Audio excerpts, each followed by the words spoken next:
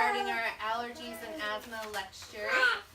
Spring cleaning your home. The main thing we're going to focus on tonight is how things that you're cleaning your home with, exposures to fragrance, how those things affect allergies and asthma. And then also one of the reasons I have Rachel here to share her testimony is because a lot of people don't realize how much the food that you're putting into your body is setting your body up to be in a weakened immune state to where your body can't even handle the allergens you're being exposed to because it's dealing with all the food it's being exposed to that are causing more trouble in the body as well. And there can be so many pieces to that. Maybe there's leaky gut, or we'll get to that later, or something that's causing your body to react to the foods you're eating that then make your allergies worse and worse and worse. So I'm going to let Rachel come up and just share a little bit about her experience of really being, she had radically changed her food and radically changed her allergies. And so I was going to have her share real quick. Am I going to come stand up here? I'll stand with you. Okay. All right, so I have had asthma since I was a little kid. And it got progressively worse and worse the older I got. It would get bad when I got around cats and things like that, but before I started coming here about a year ago, it was like every few months I was having to go to the doctor, and they would put me on a course of steroids, and then they would give me, an inhaler, and this kept going on and on. I would keep going back, more steroids, more inhalers, and then it would go away for a while, but then it would come back. And the last time before I came in here, they wanted to put me on a corticosteroid that was going to be something that I had to do daily forever. And it was going to cost me $98 for a 45-day supply. And so I was crying to my friend about it, and she said, well, have you ever thought that it might be, have something to do with the foods you eat? Here's someone I know, call Charlie. So I called and came in and decided that if I was going to do it, I was going to actually do it right because I was going to pay for it, so I might as well. So they did a lecture and said, don't go home and throw away all your food in your house. Do it step by step, but I'm all or nothing. So I did do that. And my husband was like, what's going on here? But I changed all the food exactly. It felt like every time I came in, she was telling me something else I was eating was not right, and I just kept changing it every time she told me to.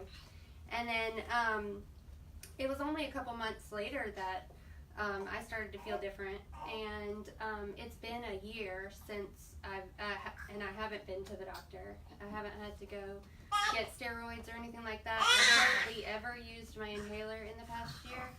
I have lost like 20-25 pounds. My anxiety went away. I thought that was hereditary, but that's gone. And I definitely see the correlation in the food because sometimes when I cheat, I'll start to wheeze a little. I feel like gluten was a big thing for me.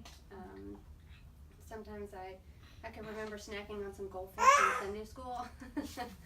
And that caused my asthma to come back a little. I don't know what. I'm sorry. I didn't prepare anything. So what else do you want to know? Yeah, I just wanted people to hear. A lot of people don't associate what you eat with allergies and asthma. Like asthma, it's definitely an external exposure that's triggering this. And she firsthand experienced eating food and then having asthma or allergy responses. For sure. And definitely with dairy. I knew I was lactose intolerant, but I didn't realize that I was also dairy intolerant. So I was drinking, lactose-free milk and stuff like that, but it was still affecting me. And I definitely, I do not eat dairy at all at this point. But in the beginning, when I would try to eat certain products, it would come back. I could definitely tell that it was definitely associated with the asthma. So, and during the holidays, the previous year had a horrible episode, Oh yeah. and then this year we For figured sure. out it was her Christmas tree.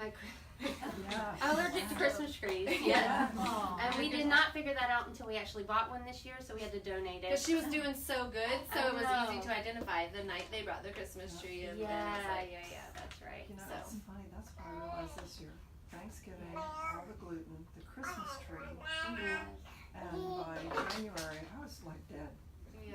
Yeah, well, we decorated the tree, and that night my eyes were itching, I was wheezing, and I was like, it's the Christmas tree, we have to get rid of it.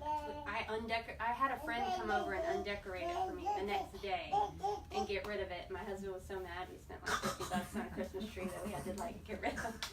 But, Didn't it end up getting used for something cool? yeah, we donated it to the church, and they were doing some sort of a religiosity, like giving campaign, and they used the tree for it. So Yeah. that was cool.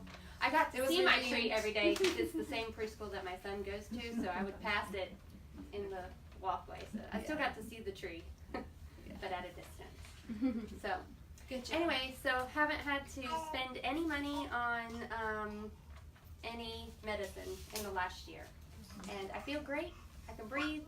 I maybe had to use my inhaler a handful of times, and that's the Christmas tree, the coming in contact with cats, and stuff like that. So Yeah, and she loves to work in the yard, and so Oh, she gets yeah. to enjoy one of her favorite yeah, hobbies. yeah, so. yeah. Yeah. Okay. Thanks. Good job, Rachel. Thanks. One of the points that she made, I love. A lot of times, you know, it is a financial commitment to come here because insurance doesn't pay for preventative care. So it is an investment in yourself, and it does feel that way. But you know the long-term cost of taking a steroid, that you start with that cost, and then the side effects and all that stuff that roll into it. And so it's just a really good way to think about your investing in your health now to save money later. If you've ever looked at healthcare for elderly and the cost of that, it's crazy insane. Like I'm talking 10 grand a month is what I'm hearing. So thinking about that when you're investing in your health, it's pennies compared to, you know, if you have the ability to do it. We have patients that sell soda cans and collect cans to be able to pay for this stuff because they get it. You know, Well, they get. it was worth every penny. Yeah. I mean, it was. Obviously, it changed me. And the anxiety and the asthma is just two of the. You know, there was a lot more things that changed. Yeah, So. it's been fun to watch you transform over the year. Thanks. Thanks for sharing that. I know that's not your comfort zone, so thank you.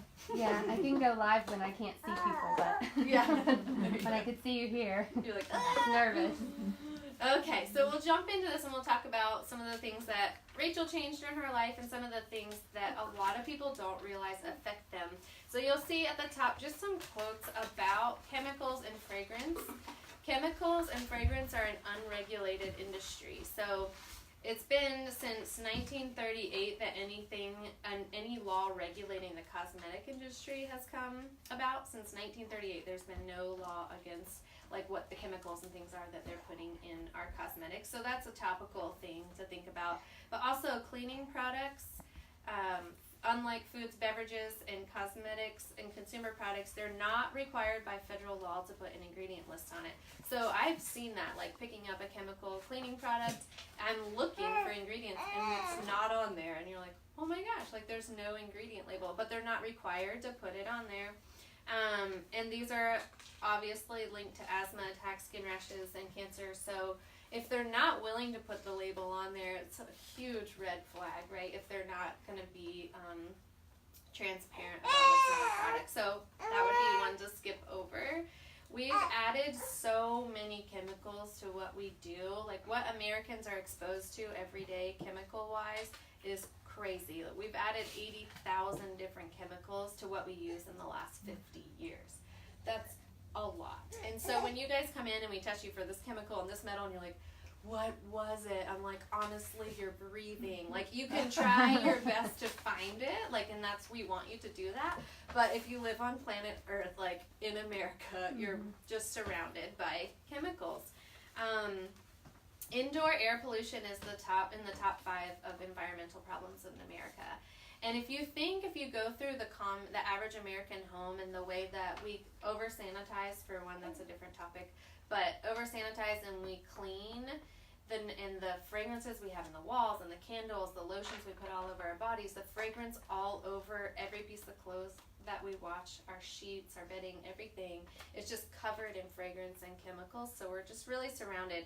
Your toxicity load in your home is higher than if you step outside, even with environmental pollution and things like that. Inside the home, because of the VOCs and the things in our home, we're surrounded by chemicals.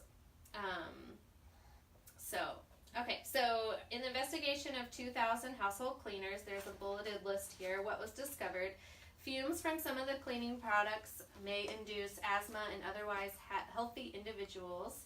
There's a large growing evidence linking ordinary cleaning supplies to asthma and respiratory. That seems like common sense. But the more you remove yourself from those cleaning products, the more you'll be able to relate to that statement. I don't remember like cleaning and being like, oh, this is really affecting me. But now that I only use essential oils and things like that, when I'm around a cleaning product, it literally takes my breath away. Like, it's hard for me to be around whatever they're using to clean, and super sensitive to it. So we get used to it. It becomes our normal, right? But when you remove it, then you know what it's like not to have that reaction. Okay, so regular long-term exposure to spray cleaners is increasing a woman's risk of lung damage similar to smoking a pack of 20 cigarettes a day. So when you're spraying all these different things when you're cleaning, all that stuff you're aspirating or, breathing in while you're cleaning, especially, when you're in the bathroom and it's closed in, all those things, you're breathing it all in. It's similar to a respiratory effect of smoking 20 cigarettes in a day. Common cleaning products ingredients can be laced with preservatives that release cancer-causing formaldehyde, so the preservatives can convert into that cancer-causing ingredient. And honestly, formaldehyde is in a lot of cleaners anyways as a preservative. Some cleaners can cause chemical burns and poisoning. I mean, you guys know that from probably different experiences. Those magic erase things are lethal. But you know what I'm talking about? The magic erase bars that are like white, they have so many reports of like burning children's skin, like major third-degree burns. Despite health concerns, product labels, like we said, don't give enough information, and they're not required to put information on there that would allow you to make an informed decision. And we'll talk about the word fragrance in a second, but that's a huge part of what I want to make sure you guys understand tonight. Obviously, I don't have to probably convince you that chemical cleaning products are bad. We're addicted to bleach in America, and it's one of the ones that is, I see it in people all the time, like it tests a lot, and it really is affecting the body majorly, so we'll go through some information about that. Those who use spray cleaners at least once a week to clean their homes had a 30 to 50% increased risk of developing asthma. Obviously, this is commonly used: air fresheners, glass cleaners, furniture sprays, chlorine, bleach. Think about all the stuff we use. Chlorine, bleach, disinfectants, drain cleaners, oven cleaners, furniture polish, carpet cleaners, floor waxing, stripping products. For dusting, you really don't have to use this fancy spray that somebody made that's loaded with chemicals. All you need is like a cloth and water, really, and that's like the best way to dust. But we know we've created all these things that we have to have.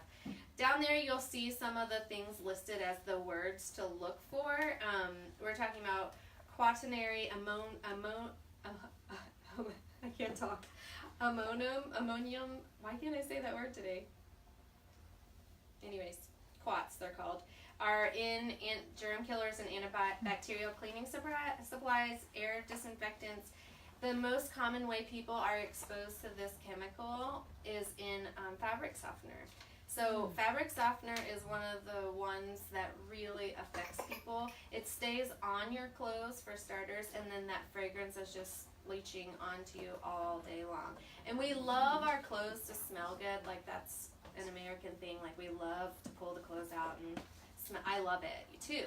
But I have been using wool dryer balls, and I put essential oils on them, and I'll throw them in there, and that will put scent into the clothes. But yeah, I haven't used a fabric softener in years because they are. And now if I'm around people who use them, or if my children's clothes get washed in it or something and it comes home, like, it's like suffocating to me. There was a car seat cover in my car that was washed in some cleaner that I don't use and then softener, and every time, like in the summer it was so hot, I opened my door, it was like, whew, you know, like this really strong smell, and it literally took my breath away. So the more you pull it out, the more you realize how much those smells affect you. In America, there's 1,400 chemicals that are allowed in our products that we use that are banned in Europe, and this is talking about topical things, and 30 of those same chemicals have been banned in the U.S. Okay, so I want to highlight fragrances specifically.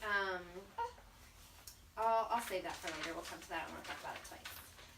On the back, you'll see there's bleach listed at the top and the different names for it. It's the most widely recognized cleaning ingredient. Even my kids will say from commercials on TV, bleach means clean, you know. I'm like, no! They've been brainwashed and I don't even use it, you know. So, I don't have to say it, bleach is bad. And bleach is on so many things, so you might not clean with bleach. People will say, you know, well, I don't clean with it, but tampons, the cotton is bleached. And then cotton is one of the dirtiest products on the market.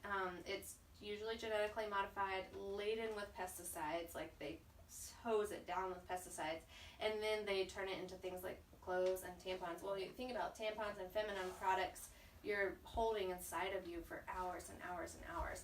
So that's another way that we see people decrease their chlorine and amine exposure.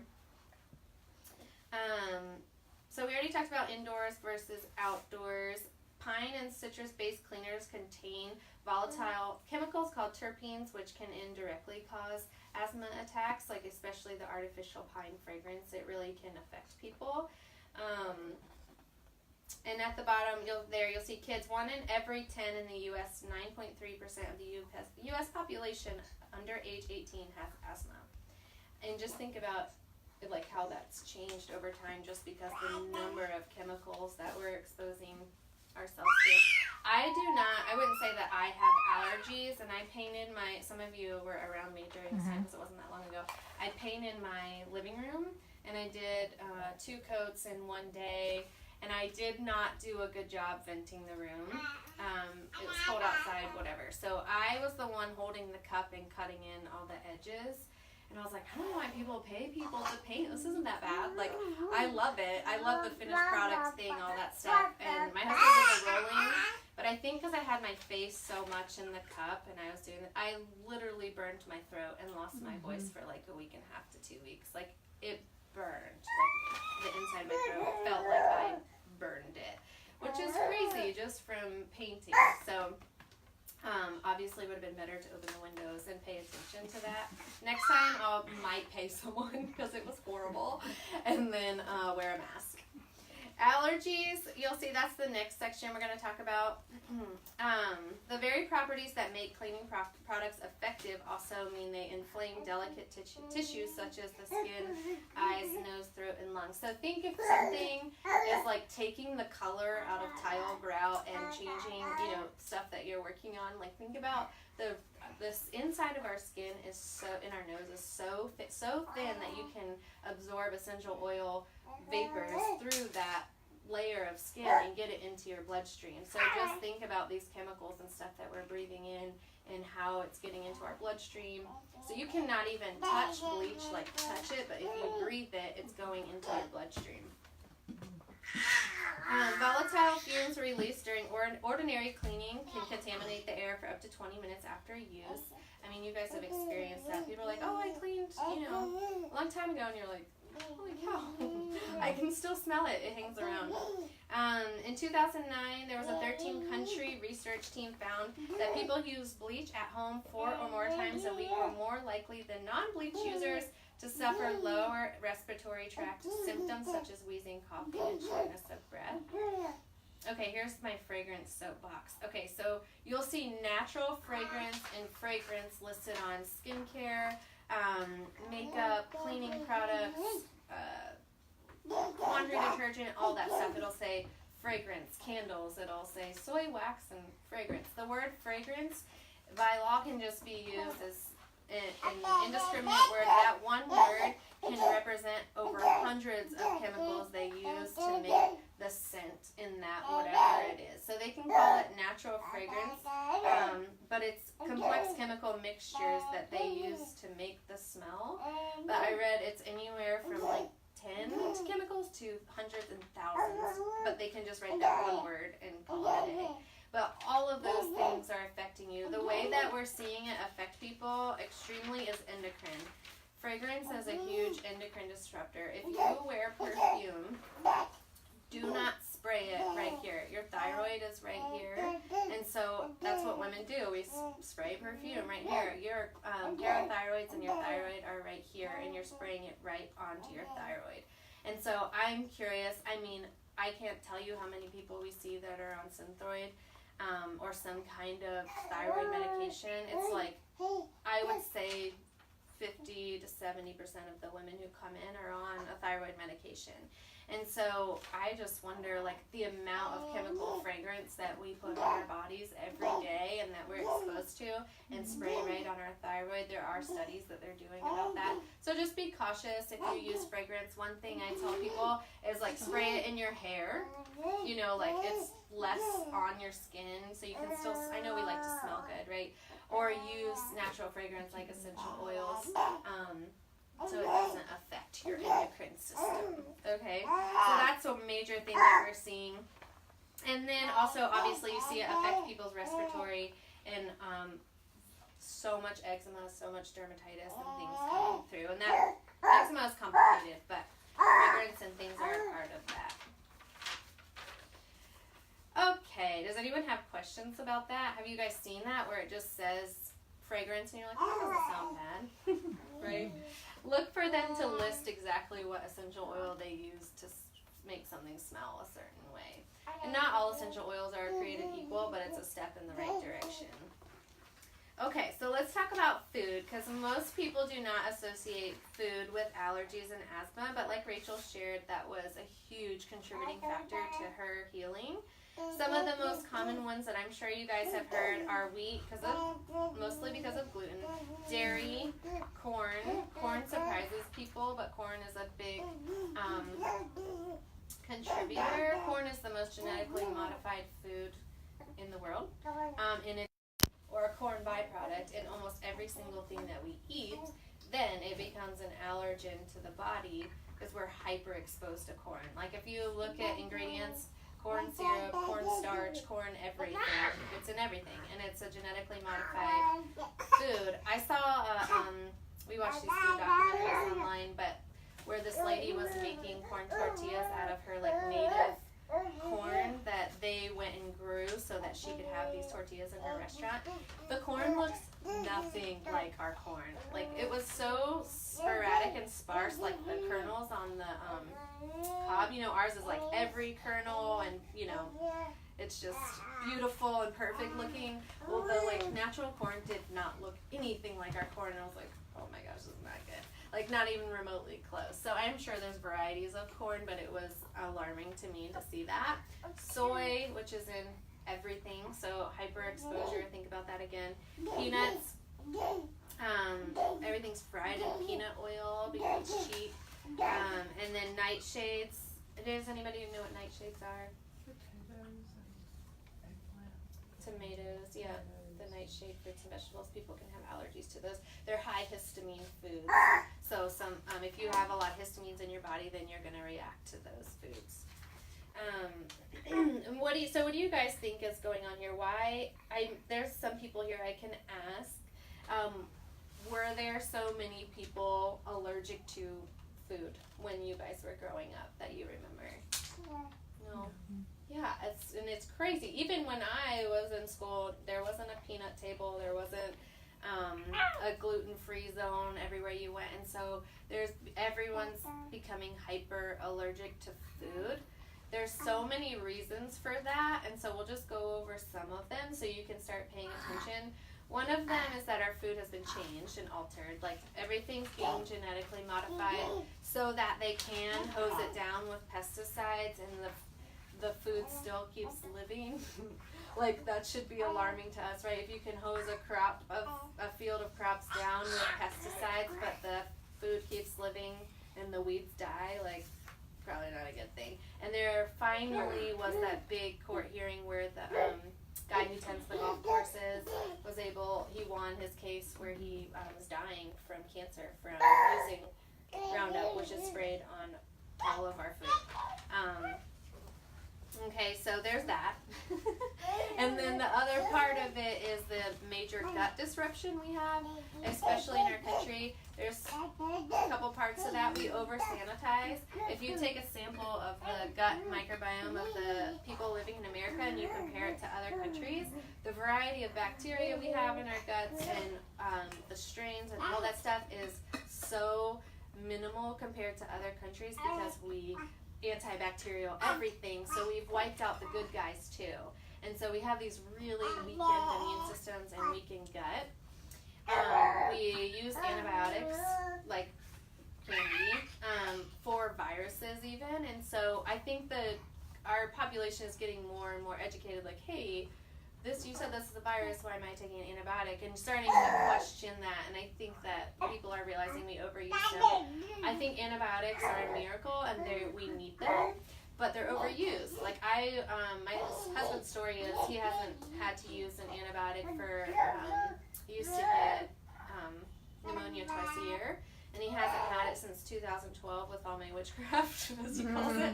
But I want it to work for him when he's 80 and he has weak lungs and he gets pneumonia. Do you know what I'm saying? So you want to be able to set your body up to be able to not be overusing things when we actually need them, right?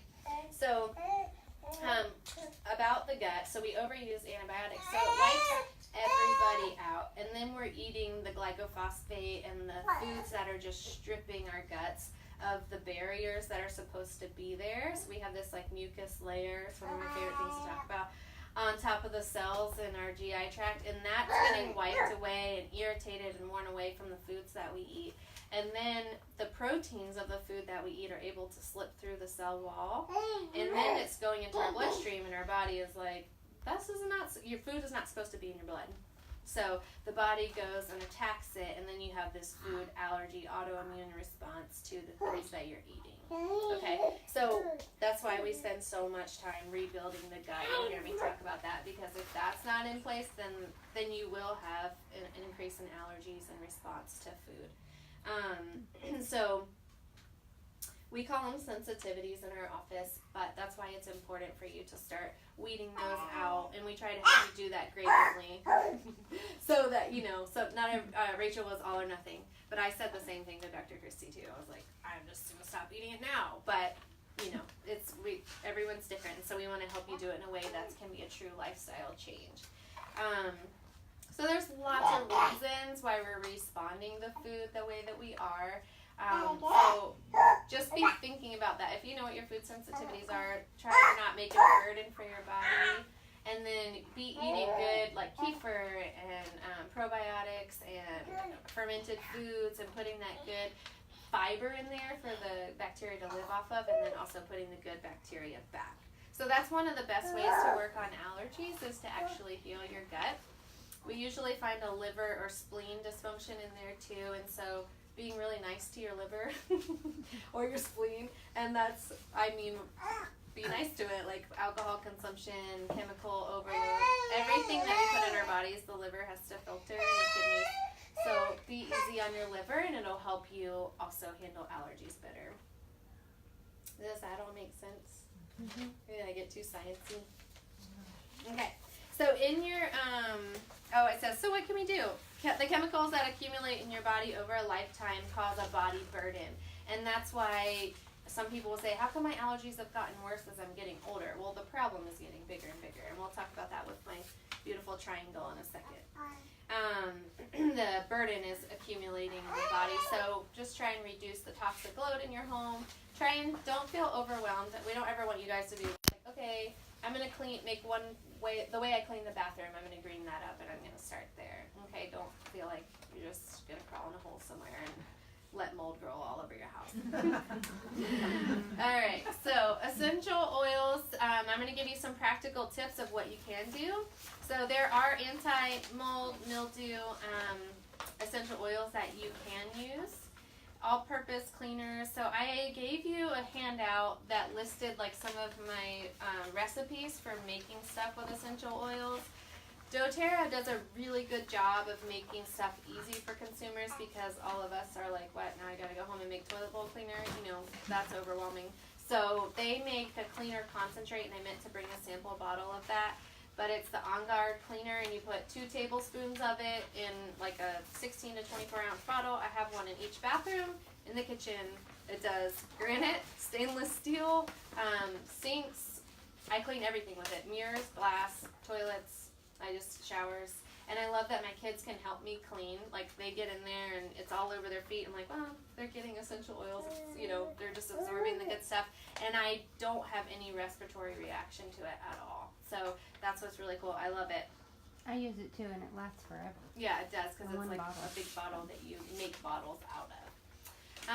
Enzyme-based dish soap, dishwasher detergent, and laundry detergent. So just like we give you guys food enzymes to help you break down food, there's laundry detergents you can use that use enzymes to break down the foods and the stains and the bacteria on your clothes, like in the underarm area.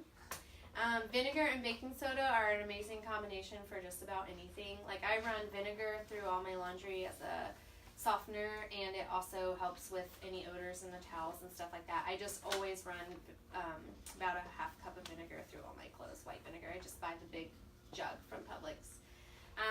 Supplements. In our office, we often use Antranex. It's a natural antihistamine. Albizia is when you're using more Antranex than we're supposed to give you. And then Allerplex is another one, and Cal Ammo. Dairy increases mucus production. Some people will say it doesn't, but I have experienced that when you eat dairy, it does increase the mucus in the body, and so you do have more of a runny nose, more congestion in the sinuses, and that sets you up for getting a sinus infection and the snowball that happens. So if you have more mucus production happening, then you kind of get on that train of mucus buildup. Sinus pressure, headaches, all of that really fun stuff. Carbs and sugar are inflammatory. People don't believe me, but when you eat carbohydrates and sugar, it sets your body into an inflammatory state, and it weakens your immune system by at least 48 to 72 hours when you consume sugar. So your immune system is a huge part of how your body's responding to allergens that it's coming in contact with. Avoid GMO foods and non-organic products as much as possible. I know that we do the best that we can with what we have. So, you know, follow the Dirty Dozen list and all of that, and just do the best that you can. Norwex microfiber cleaning towels and products are great. They do a really good job. There's people who sell those things. And then I put as the last thing, focus on increasing your gut health to protect your body from allergen response and avoid antibiotics as much as possible. So protecting your gut microbiome sounds crazy, but it's so important because all of your neurotransmitters are either, you have more neurotransmitters in your gut than you do your brain. Like, you know, your gut plays such an important role, and it does in allergy response. So does anybody have any questions about that part?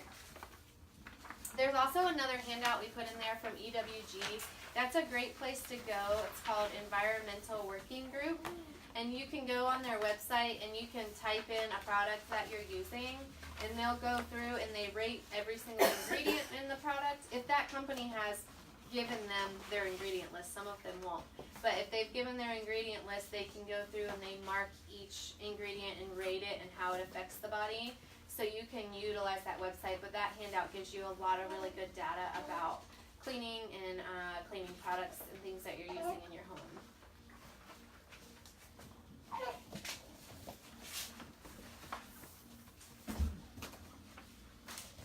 Okay, so this kind of pinpoints what we were talking about earlier a lot, you know, that, well, my allergies are significantly worse as I'm getting older. So this is our triangle we use. Picture this saying allergy at the top, or asthma, but we have this symptom that we're here talking about tonight. On this triangle, you see we have nutritional deficiencies and organ dysfunction over here. So we have it on a triangle because what happens as your nutritional deficiency grows and your organ dysfunction continues to get worse or grow, what do you think happens to the symptom?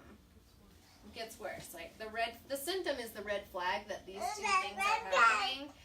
But this is going to get worse if these keep growing. So as you're aging and your nutritional deficiencies and your organ dysfunction are growing because you're not functioning at optimum, then your symptom is going to kind of continue to get worse, right? So what we do in our office is we want to identify what your nutritional deficiencies are that are causing you organ dysfunction in the body. Okay, so, and we want to know what your organ dysfunction is that may be causing the nutritional deficiencies, and that's why it's on a triangle, because we say anything can cause anything in the body. People are like, why is this happening to me? I'm like, I don't know. Anything can cause anything, right? So anything going on can cause anything, and it's a vicious cycle. So we want to put a stop on this triangle and figure out what it is for your body and address that issue so that the organ dysfunction shrinks, the deficiency shrinks, so that the symptom continues to diminish. Okay? So for every symptom, there's an underlying cause. We all know that. And that's what our whole goal in this office, you always hear us talking about peeling back the onion. We want to get to the root cause of the problem and not just mask a symptom.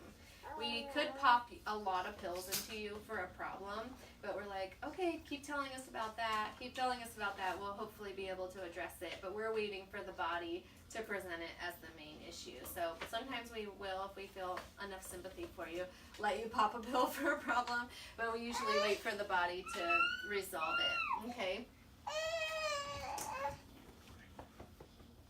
Okay, so what we do in our office specifically, there's lots of ways to handle dysfunction in the body, but we use a modality called nutrition response testing. And what it is, it's a very systematic way of testing the body through applied kinesiology and using the acupuncture points in the body to identify dysfunction and deficiencies. And so I'm going to describe a couple things about the body that allow us to do that. One of the things that is true about the body is that it's very electrical, and we don't think of ourselves as electrical, but we are. I hope this works tonight. We have electricity that travels through our nervous system to all our organs. The only difference between you being dead and alive right now is the electrical impulse being sent to your heart. Okay? But a lot of people don't realize that. So I'm going to show you, I'm going to hope it works. So the electrical energy is traveling through my hand into the other hand. And I'm going to walk over here. Do you mind grabbing one end? So you'll grab that end. And then I'm going to grab this hand. So when we're muscle testing, we're utilizing that feature of the body. That's why a mom can hold her baby and I can use her arm to test the baby because the energy is traveling through the body. The other feature of the body is that you don't have to actually touch the organ to see what's going on. So if you get an EKG done, you know, they put the sticky tabs on top of your skin, but they can read the electrical energy of the heart and tell you what's happening, right? And so when I touch on an acupuncture point, I'm not touching the organ itself, but I'm affecting that organ. Like if I put pressure on the lung acupuncture point, the body knows that you're pressing there, and if there is an issue, it's kind of like hypothermia. I'll demonstrate with somebody in a second. The body is intelligent enough, so if you fall in a lake, right, and it's super icy cold, your body's smart enough to go and protect your core organs, and you lose legs, limbs, fingers first, okay? So all the blood, everything, it's really crazy how it knows to do that. So, when we're muscle testing somebody, if there's dysfunction in this lung, Rachel, can I use you for a second? Yeah. Sure. Say, and there was dysfunction in her lung.